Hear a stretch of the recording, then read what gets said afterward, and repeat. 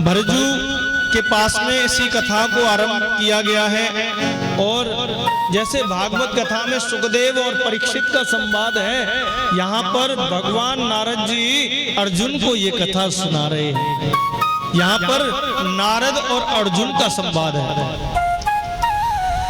खाटू श्याम भगवान की कथा महेश्वर खंड में अर्जुन और नारद जी के बीच में है, जिसके श्रोता अर्जुन हैं और वक्ता नारद जी हैं। और जिसके वक्ता नारद जी हो वो कथा कितनी सुंदर और पवित्र होगी, इसका अंदाजा आनंद से लगा ही सकते हैं। पांडवों के वंश में जन्म लेने वाले भगवान खाटू द्वारा पुरुषार्थ के कार्य बहुत किए गए हैं। इसमें कोई भी संशय वाली बात नहीं है। इनमें चारों पुरुषार्थ प्राप्त हैं। खाटू श्याम एकादशी का व्रत करने से भारी प्रसन्न होते हैं। और देखो आज कितनी बड़ी कृपा है, आज एकादशी है और हम भगवान खाटू की कथा श्रवण कर रहे हैं, तो भगवान खाटू श्याम बड़े प्रसन्न होते हैं। भगवान खाटू समुद्र में स्नान करने से बड़े प्रसन्न होते हैं। गौ माता की सेवा करने से भगवान खाटू बड़े प्रसन्न होते हैं। और कन्याओं का कन्यादान करने से बड़े प्रसन्न होते हैं खाटू बाबा। और भैया उन्होंने तप जो किया है वो समुद्र के किनारे किया है। और आज ऐसी कौन सी जगह है जहां पर खाटू भगवान विख्यात ना हो, जहां से लोग खाटू जी के दर्शन करने के लिए ना जाते हो। कृपा है जभी तो जाते हैं, और बाबा बुलाते हैं तभी तो जाते हैं। स्मरण और भ्रमण करने से जीव का कल्याण हो जाता है, इसीलिए हमें तीर्थों में जरूर जाना चाहिए। अब हम यहाँ बैठे हैं, ये भी तो तीर्थ है। ये ब्रज का राजा है और ब्रज के राजा ने ही बरबरीक को श्याम बना दिया, खाटू श्याम भगवान बना दिया। भैया अर्जुन ने देवर्षि नारद जी से पूछा, उस तीर्थ का नाम बताएं। इस तीर्थ का नाम उच्चारण मात्र से ही बुद्धि पवित्र हो जाती है, ऐसे तीर्थ का नाम बताएं। नारद कहते हैं एक बार सभी लोग ब्रह्मा जी के पास में सभा में गए। उन तीर्थों में पुष्कर की बड़ी महिमा है। आपने देखा होगा पुष्कर राजस्थान में पड़ता है, उसकी बड़ी महिमा है। ऐसी महिमा है कि कार्तिक में कोई एक रात भी पुष्कर में जाकर नहा ले तो 12 वर्ष तक कार्तिक नहाने का फल उसे प्राप्त हो जाता है, सिर्फ एक रात्रि नहाने से। इतनी पुष्कर की महिमा है। आज भैया कुरुक्षेत्र जाने अनजाने में जिसकी मृत्यु हो जाए, देखो तीर्थों की महिमा सुनो। कुरुक्षेत्र में जाने अनजाने में किसी की मृत्यु हो जाए, चाहे वो पापी हो चाहे वो धर्मात्मा हो, वो सीधा भगवान के धाम को जाता है। ऐसी कुरुक्षेत्र की महिमा है। चाहे वो धर्मात्मा है चाहे वो कितना बड़ा भी पापी है। कौरव कितने बड़े पापी थे, इसीलिए तो युद्ध करवाया भीष्म पितामह ने कि हमने इनका अन्न खाया है और अगर इनको मुक्ति नहीं मिली तो फिर भगवान श्री कृष्ण से कहा था, प्रेम से बोले श्री राजा। तो ऐसे प्रभु की कथा का हम गुणगान। एक बहुत बड़े राजा हुए कुरु, इंद्र इनके ऊपर बड़ा प्रसन्न हुआ। इंद्र ने कहा वरदान मांगो, तो राजा ने कहा एक तो धरती मेरे नाम से होनी चाहिए, धरती से मेरा नाम जुड़ा होना चाहिए, और वहां किसी भी प्रकार से किसी की मृत्यु हो तो उसका कल्याण होना चाहिए। देवराज इंद्र ने आशीर्वाद दिया। जो कुरु जंगल के नाम से जाना जाता है, देवराज इंद्र ने कहा आज इसको कुरु जंगल के नाम से जाना जाता है, इसलिए इसका नाम कुरुक्षेत्र होगा। और पापी धर्मात्मा कोई भी इसमें जिसकी मृत्यु होगी, अंतिम सांस लेगा, उसका कल्याण हो जाएगा। ये बात पितामह भीष्म को पता थी। पितामह भीष्म के द्वारा द्वारिकाधीश के पास गए और द्वारिकाधीश से कहा कि भगवान, मैंने आज तक आपसे कुछ नहीं मांगा है, आज मेरी मांगने की इच्छा है कि आप मुझे देंगे। द्वारिकाधीश ने कहा, कहो क्या मांगना चाहते हैं। कहने लगे, भगवान, मैंने कौरवों का अन्न खाया है, नमक खाया है, और मुझे पता है कौरव बड़े दुष्ट हैं, लेकिन इनका उद्धार कैसे हो। जो युद्ध मेरठ भागवत में मोदी नगर में होने जा रहा था, पितामह भीष्म ने कहा, कृष्ण को श्री धृतराष्ट्र के पुत्रों ने बहुत अपराध किया है, इनकी दुर्गति होगी, लेकिन क्या करें, हमने इनका अन्न खाया है तो इनका कल्याण होना चाहिए। तो वो युद्ध मेरठ में ना होकर के कुरुक्षेत्र में होना चाहिए। इस प्रकार कहा। भगवान ने कहा, ठीक है, प्रेम से बोलिए जय श्री राम। ये 5 गांव मांगे थे, व्याघ्रग्रस्त में नहीं होना चाहिए युद्ध, जो मेरठ मोदी नगर के पास में पड़ता है। ये 5 गांव भगवान श्री कृष्ण ने, इस एरिया का भी नाम आता है। भगवान श्री कृष्ण ने मंजूरी दी और इस युद्ध को कुरुक्षेत्र में मंजूरी दे दी है मेरे प्रभु ने। जो मरे यहाँ पर सो तरे, जो मर जाए तो तर जाए। आज भैया इस ग्रंथ में देवऋषि नारद कहते हैं, कुरुक्षेत्र इतना बड़ा तीर्थ है, यहाँ किसी भी प्रकार से किसी की मृत्यु होती है तो वो मुक्त हो जाता है। इसी धरती का दर्शन करके देवता रोज आते हैं। ऐसी पावन पवित्र धरती है। आइए हम आनंद लेते हुए प्रभु की कथा का आनंद लेंगे। मेरे प्रभु की कथा में हम सब आनंद ले रहे हैं, और जो खाटू बाबा को याद करता है उसकी सभी मनोकामनाएं पूरी होती है। अरे बदलेगा किस्मत सवरिया, बदलेगा किस्मत सवरिया, चलो खाटू नगरिया। बदलेगा किस्मत सवरिया, चलो खाटू नगरिया। बदलेगा किस्मत सवरिया, चलो खाटू नगरिया। बदलेगा किस्मत सवरिया, चलो खाटू नगरिया। खाटू नगरिया जी, खाटू नगरिया, खाटू नगरिया जी, खाटू नगरिया, खाटू नगरिया जी, खाटू नगरिया, खाटू नगरिया जी, खाटू नगरिया। बदलेगा किस्मत सवरिया, चलो खाटू नगरिया।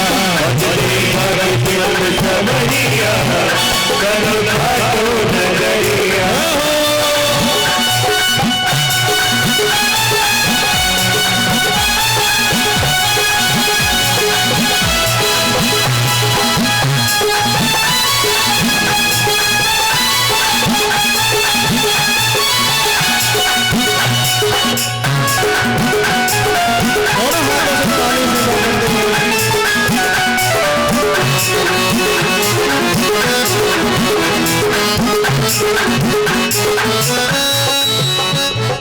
खाटू में श्याम जी का भवन निराला, खाटू में श्याम जी का भवन निराला, खाटू में श्याम जी का भवन निराला, खाटू में श्याम जी का भवन निराला। कलयुग में श्याम जी का है बोले वाला, कलयुग में श्याम जी का है बोले वाला, कलयुग में श्याम जी का है बोले वाला, कलयुग में श्याम जी का है बोले वाला। सबकी खबरिया, चलो खाटू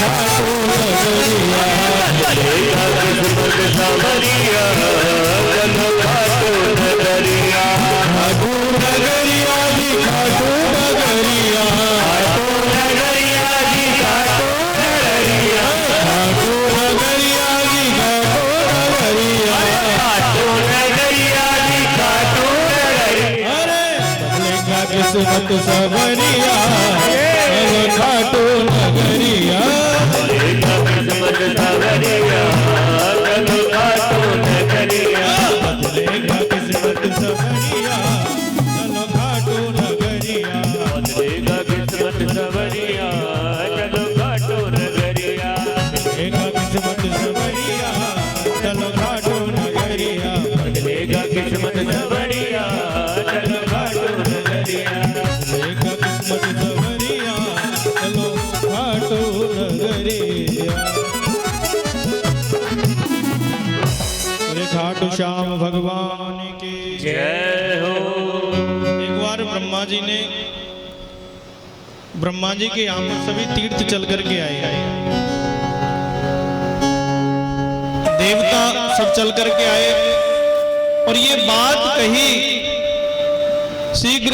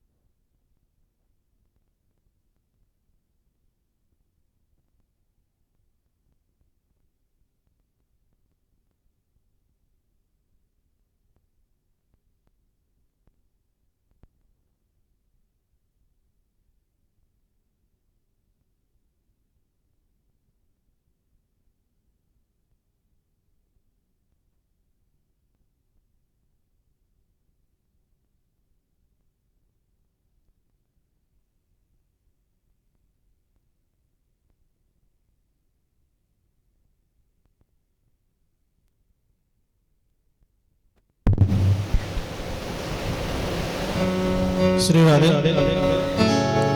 प्रेम से बोली जय श्री श्याम। एक बार ब्रह्मा जी के यहाँ पर सभी तीर्थ चल करके आए, सभी देवता चल करके आए, और ये बात कही गई कि शीघ्र ही पापों को काटने वाला कौन सा तीर्थ है। किसी ने नाम लिया पुष्कर का, किसी ने नाम लिया केदारेश्वर का, किसी ने नाम लिया कुरुक्षेत्र का, किसी ने नाम लिया प्रयागराज का। ये सब कहने लगे कि ये स्थान ऐसा कौन सा है जो सबसे ज्यादा पावन हो, सबसे ज्यादा दिव्य हो। तभी महात्मा पुलस्त वहां पर पधारे और पुलस्त भरी सभा में खड़े होकर बोले, कहने लगे वर्तमान समय में सबसे बड़ा कोई तीर्थ है तो उसका नाम है महिसागर संगम।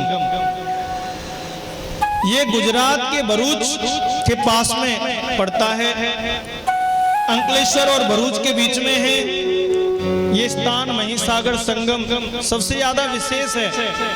यहाँ पर भगवान शंकर बहुत अति प्रसन्न हो जाते हैं।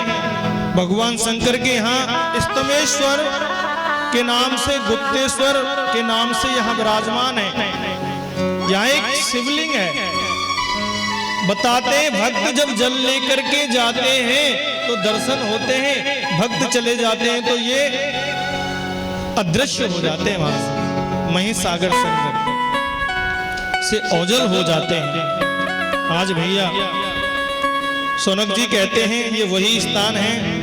इसी स्थान पर भीम के प्रपोत्र बर्बरीक ने सिद्धियों को प्राप्त किया है, तपस्या करी है। उसका नाम है महिसागर संगम। ये स्थान गुजरात में पड़ता है। बड़ा ही पवित्र पावन स्थान है। जितने भी श्याम भक्त हैं, भगवान खाटू के भक्त हैं, 3 जगह जरूर जाना चाहिए। एक तो श्याम भक्त, भगवान श्याम का मस्तक जहां पर पूजा जाता है वहां पर जाना चाहिए। एक जगह जहां उनका धड़ पूजा जा रहा है, और एक वहां पर जिन्होंने तप किया है उस स्थान, वो हम गुजरात में पड़ता है वो स्थान। और भैया उस स्थान का नाम है महिसागर संगम, जहां उनका मस्तक पूजा जाता है। ये पहाड़ी के ऊपर 6 कुर का वृक्ष है, समी का वृक्ष है, समी का पेड़ है। समी के वृक्ष के ऊपर बर्बरीक का सर को भगवान ने रख दिया था, इसीलिए समी के वृक्ष की पूजा की महिमा ज्यादा है। जहां जिनका धड़ आज भी पीपल के वृक्ष के नीचे पूजा जाता है, ये स्थान हिसार के पास में पड़ता है, जहां बाबा ने अपने शीश को दान किया था। अभी कुछ दिन पहले मुझे भी दर्शन करने का सौभाग्य प्राप्त हुआ। मैं भी, जबकि कोई प्लानिंग नहीं, कहीं जाने का वो नहीं, लेकिन एकदम से बाबा ने बुला लिया और वहां से निमंत्रण देके भी आया कि आपको कथा में आना है। प्रेम से बोलिए श्री राधा। ऐसे भी बताते हैं ग्रंथों में, भगवान श्याम का मस्तक को लेकर के भगवान श्री कृष्ण पूरी जब धरती पर परिक्रमा करी, जब भगवान परिक्रमा करते करते राजस्थान में गए और उस स्थान पर पहुंचे तो अचानक से भगवान श्री कृष्ण के हाथ से मस्तक छूट गया, और जैसे ही मस्तक छूटा तो उसी समय वो जमीन में विलीन हो गया। खूब ढूंढा, नहीं मिला। कृष्ण की आंखों में आंसू आ गए। भगवान कृष्ण ने कहा, बेटा बर्बरीक, मैं तुझे वरदान देता हूं, कलयुग में तू कृष्ण होगा, कलयुग में तू श्याम होगा। आने वाले समय में एक गांव बसेगा जिसका नाम खाटू होगा। यहाँ पे ही तुम्हारा प्राकट्य होगा और तुम खाटू श्याम के नाम से जाने जाओगे। कलयुग में तुझे खाटू श्याम से नाम से जाना जाएगा। बताते हैं एक गैया रोज आके खड़ी हो जाती और उसका सारा दूध वहां पर निकल जाता। जो गैये का मालिक था वो देखता कि इसका दूध कौन पी जाता है। आज वो पीछे पीछे पीछे पीछे गया जहां पर मस्तक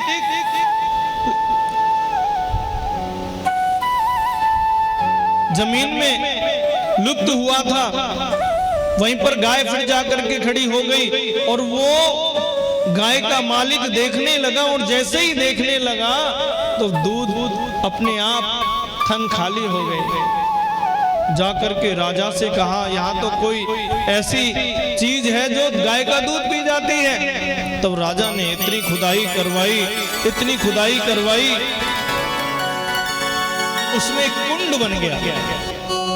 और जैसे ही कुंड बना, लेकिन खुदाई को बंद नहीं कराया, और आज खुदाई चलती रही, फिर उसमें से मस्तिष्क निकला है।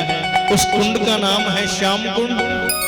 आज उस स्थान को श्याम कुंड के नाम से जानते हैं।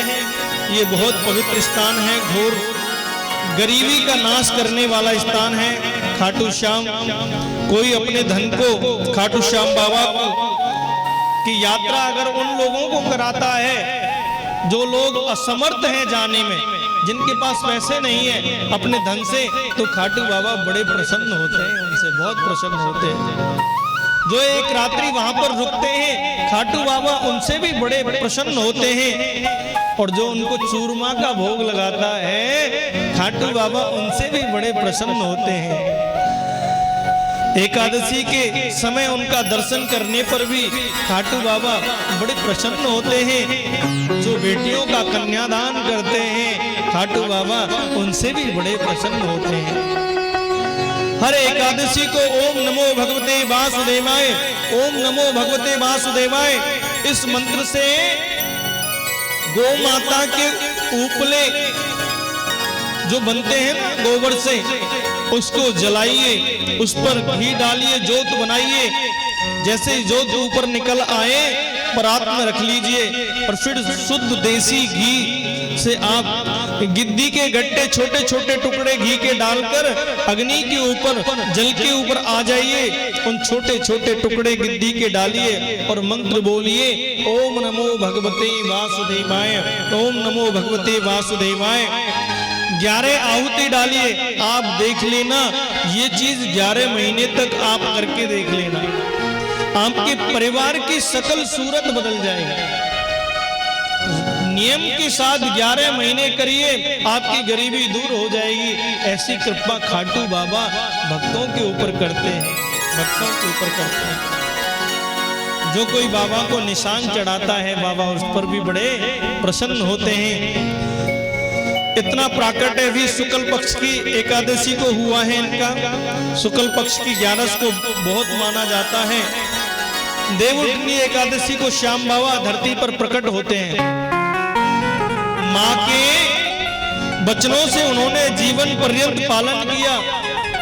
माँ ने कहा, बेटा गरीबों का सहारा बनना, गरीबों का सहयोगी बनना।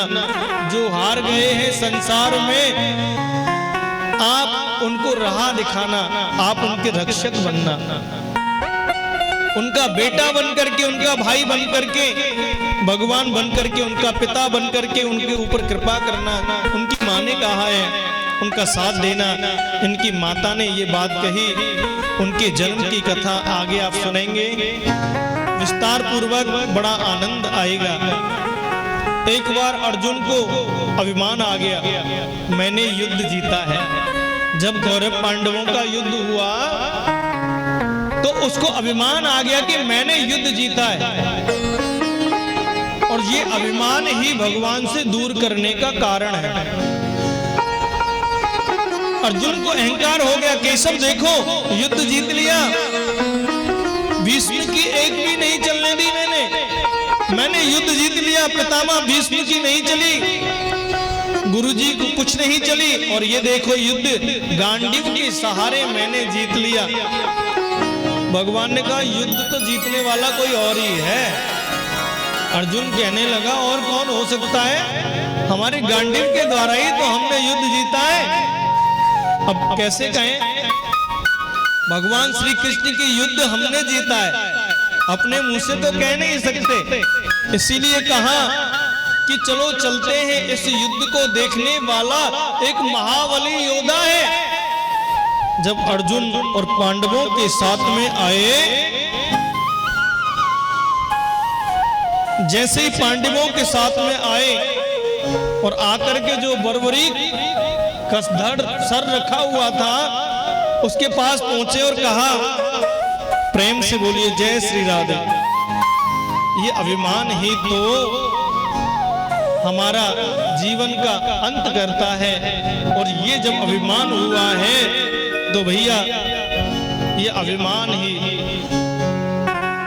तो जीवन का अंत करता है, भगवान से दूर करता है।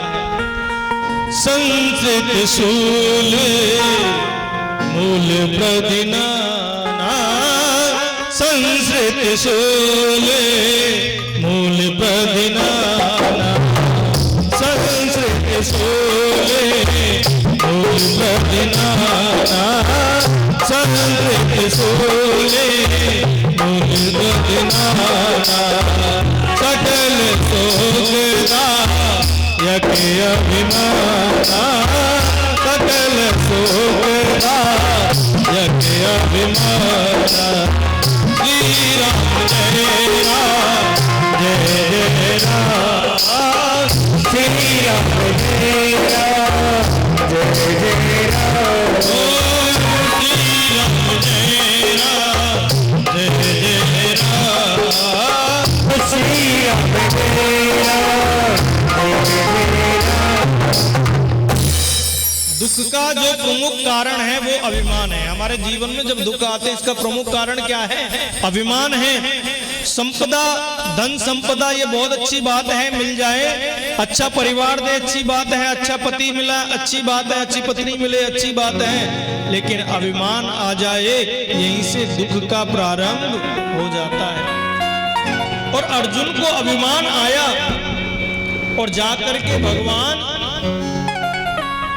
कृष्ण ने जाकर के कहा, घटोत्कच पुत्र बर्बरीक बेटा, युद्ध के तुम साक्षी हो, जहां तक मुझे पता है युद्ध तुमने पूरा देखा है, मैंने तो शायद पूरा देखा नहीं देखा, लेकिन तुमने युद्ध पूरा देखा। क्या तुम बता सकते हो कि इस युद्ध में को किसने जीता? बर्बरीक ने कहा, मेरे गुरुदेव प्रभु, इस युद्ध के दो के अलावा मुझे और कोई तीसरा दिखाई नहीं दिया, सिर्फ मुझे तो दो ही दिखाई दिए। कौन कौन? बर्बरीक ने कहा, द्वारकाधीश, एक आप थे, आपके हाथ में सुदर्शन चक्र था, और एक मेरी दादी माँ द्रौपदी थी जिसके हाथ में खप्पर था। आपका चक्र चल रहा था और खून गिर रहा था, तो उस खून को जमीन पर ना गिरने दिया, और उस खप्पर में माँ, जो मेरी दादी माँ थी, उस खप्पर में उस खून को लिए जा रही थी। भगवान श्री कृष्ण ने कहा, तुम्हारे दादाजी अर्जुन क्या कर रहे थे, जरा बताना। तो बर्बरीक ने कहा, प्रभु दादाजी बुरा मान जाएंगे अगर मैंने बता दिया तो। अर्जुन ने कहा, नहीं नहीं बताओ पुत्र, हम बुरा नहीं मानेंगे। तब कहा, दादाजी तो मरे मराए के ऊपर तलवार चला रहे थे, जो मर गए थे उनके ऊपर तलवार चला रहे थे। तब उनको होश आया, प्रभु के चरणों में लेट गया है अर्जुन। और आज भैया जितने भी थे सब श्री द्वारिकाधीश के द्वारा ही मारे। आज तो उसी भगवान ने बर्बरीक के मस्तिष्क को अपनी छाती से लगाया और कई वरदान दे दिए हैं। बर्बरीक को कई वरदान दिए हैं। खाटू श्याम भगवान की अद्भुत कथा आप सब पहली, इनकी सबसे पहली गुरु इनकी दादी माँ है, जिसका नाम है हिडम्बा। हिडम्बा से इन्होंने बहुत कुछ प्राप्त किया है। आप भी अपने बच्चों को बहुत कुछ दे सकते हैं। एक दिन की बात है, हिडम्बा ने कहा, बेटा बर्बरीक, मेरी जो सीमा में था वो मैंने सब कुछ दे दिया, जो मेरे पास था, जो मैं दे सकती थी वो सब कुछ दे दिया, और अब आगे अपने उज्जवल भविष्य के लिए तुमको एक गुरु की आवश्यकता है, गुरु बनाओ। वो तुम्हें गुरु से ही प्राप्त होगा, गुरु के बिना नहीं मिल सकता। बर्बरीक ने कहा, माँ मैं अपना गुरु किसको बनाऊं? यही बात